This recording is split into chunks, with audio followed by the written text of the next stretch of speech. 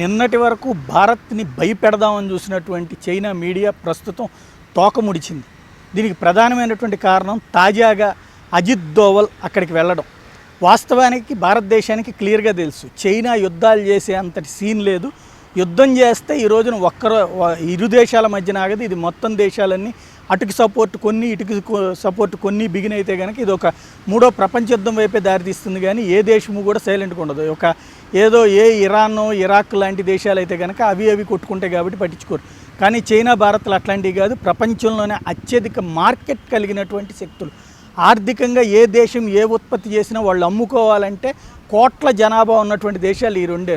125 కోట్లకు పైగా ఉన్నటువంటి జనాభా భారత్ అయితే 150 కోట్ల జనాభా ఉన్నటువంటి దేశం ప్రస్తుతం చైనా. ఈ రెండు దేశాల మార్కెట్ వదులుకుని ఈ రెండు దేశాలు మాకు సంబంధం లేదని కనుక ప్రపంచం అంతా పక్కన కూర్చుంటే రేపు పొద్దున వాళ్ళు అమ్ముకోవడానికి మార్కెట్ లేక వాళ్ళే తినాల్సినటువంటి పరిస్థితి వస్తుంది.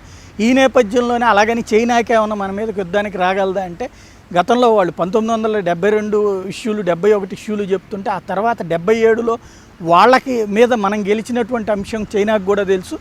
ఆ సమయంలో సిక్కిం బోర్డర్స్లో కొంత భూభాగాన్ని ఆక్రమించుకుని అక్కడ ఆల్రెడీ కొన్ని బంకర్లు కూడా కట్టి భారత సైన్యాన్ని బెదిరించడానికి చూస్తే భారత సైన్యం ఒక్కసారిగా దూకుడుగా వెళ్ళి ఎదురు దెబ్బతీసి వాళ్ళందరినీ ఓడించినటువంటి సందర్భం.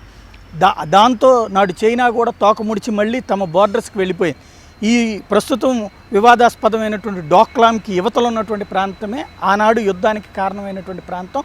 పరిమిత యుద్ధంతోనే ఆ రోజున చైనా వెనక్కి వెళ్ళిపోయింది.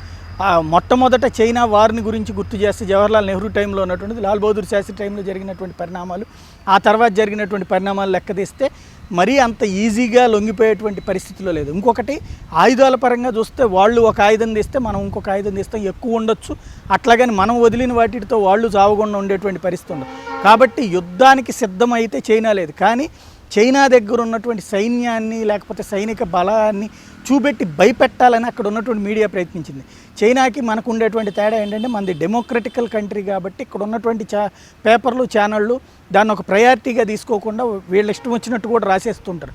కానీ చైనా అనేటువంటిది ఒక డిక్టేటర్షిప్ కంట్రీ అని అనుకోవచ్చు. వాస్తవానికి ఒకటే పార్టీగా ఉండేటువంటి కమ్యూనిస్ట్ పార్టీల చేతిలో ఉండేటువంటి ప్రభుత్వం. అక్కడ వాళ్ళు ఏమనుకుంటే దాని ప్రకారమే జరుగుతుంది. కాబట్టి మీడియా అంతా కూడా ప్రభుత్వం చెప్పింది రాయాల్సిందే తప్పించి వాళ్ళు సొంతగా రాయడానికి ఏముండదు. ఆ ప్రభుత్వం చెప్పినటువంటి వాటిలలో కీలకమైనటువంటిది భారత్ని భయపెట్టమని కాబట్టి భయపెడతా వచ్చారు. అయితే భారత్ ఎప్పుడైతే ఏమాత్రం తగ్గకుండా అక్కడే నిలబడి మరి ఏం చేసినా సరే మేము వెనక్కి పోతే ఇద్దరం వెనక్కి పోదాం, లేదంటే కనుక ఇద్దరం ఇక్కడే నిలబడదామని తేల్చి చెప్పినటువంటి నేపథ్యం. ఇంకొకటి, భూటాన్ కూడా మా భూభాగంలో మీరు రోడ్లు వేయడానికి వీల్లేదని నేరుగా లేఖ రాసినటువంటి నేపథ్యంలో చైనా యొక్క యుద్ధోన్మాదంతో ప్రవర్తించడానికి ధైర్యం చాలట్లేదు. అందుకనే చైనా తాజాగా బ్రిక్స్ సదస్సులో పాల్గొనడానికి అజిత్ దోవల్ అక్కడికి వెళ్ళినటువంటి సందర్భంలో ముందైతే అజిత్ దోవల్తో మాట్లాడడానికే వీల్లేదని చెప్పినటువంటి చైనా మీడియా, అంతకుముందు ఇద్దరు పక్కన చైనాకి సంబంధించినటువంటి అధ్యక్షులతో ఇటు పక్కన భారత ప్రధానమంత్రి అమెరికాలో కలవడానికి మీటింగ్కి ముందు కూడా ఏమీ లేదని చెప్పారు. కానీ వాళ్ళిద్దరూ కలుసుకోవడం ఈ ఉద్రిక్తతల సమయంలో వాళ్ళిద్దరూ కలవడం ఏమాత్రం వివాదాస్పదంగా లేకుండా కూల్గానే మాట్లాడుకోవడం జరిగింది.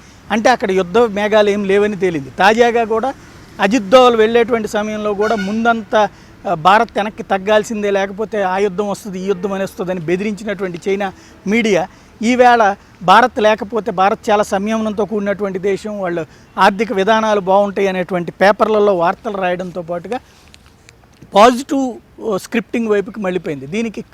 దీనికి తోడుగా అజిత్ దోవల్ వెళ్ళినటువంటి సమయంలో చైనాకి సంబంధించి ఈ కీలకమైనటువంటి యుద్ధ తంత్రాలని రూపొందించేటువంటి వ్యక్తి యాంగ్జీ ఏచి వీళ్ళిద్దరూ కూడా మీటింగ్ అయ్యారు. వాళ్ళిద్దరూ మీటింగ్ అయిన తర్వాత మాట్లాడినటువంటి సమయంలో భారత్ చాలా సుహృద్భావ సంబంధాలు కోరుకునేటువంటి దేశమని అధికారికంగానే ఒక ప్రకటన చేయడం, ఇద్దరి మధ్యన ఉద్రిక్తతలు సామరస్యంగానే పరిష్కారం అయిపోతాయి అన్నటువంటి ధోరణిలో చెప్పడం.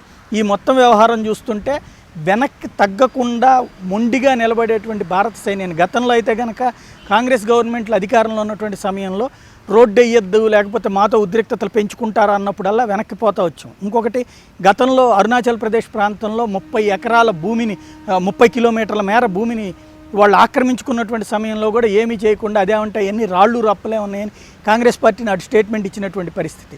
ఈ సమయంలో మాత్రం భారతీయ జనతా పార్టీ వచ్చిన తర్వాత, ఎన్డీఏ వచ్చిన తర్వాత మాత్రం మొండిగా నిలబడి ఎట్టి పరిస్థితుల్లో అవసరమైతే యుద్ధానికన్నా సిద్ధం అన్నటువంటి సంకేతాన్ని ఇవ్వడం ద్వారా దారిలోకి తీసుకురావడం అన్నది పూర్తయింది. మొత్తం మీద అయితే యుద్ధమేమీ ఉండదన్నటువంటి విషయాన్ని తేల్చుకోవడంతో పాటుగా భవిష్యత్తులో ఇద్దరు వెనక్కి వెళ్ళకపోతే ఇది పరిష్కారం కాదన్నటువంటి నిజాన్ని చైనాకు కూడా తేల్చి చెప్పడం అన్నటువంటిది తాజా సంఘటనలు, తాజాగా తేలినటువంటి వ్యవహారం.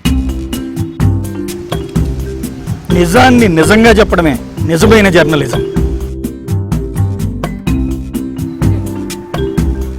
అవాస్తవాలతో కూడిన వార్తలు సృష్టించేదే జర్నలిజం. ఒక అంశాన్ని అవగాహనతో చర్చించుకుందాం, నిర్భయంగా నిర్మోహమాటంగా మాట్లాడుకుందాం. సమాజంలో మంచి మార్పును కోరుకునే సామాన్యుల్లో ఒకడు మీ జర్నలిస్ట్ సాయి.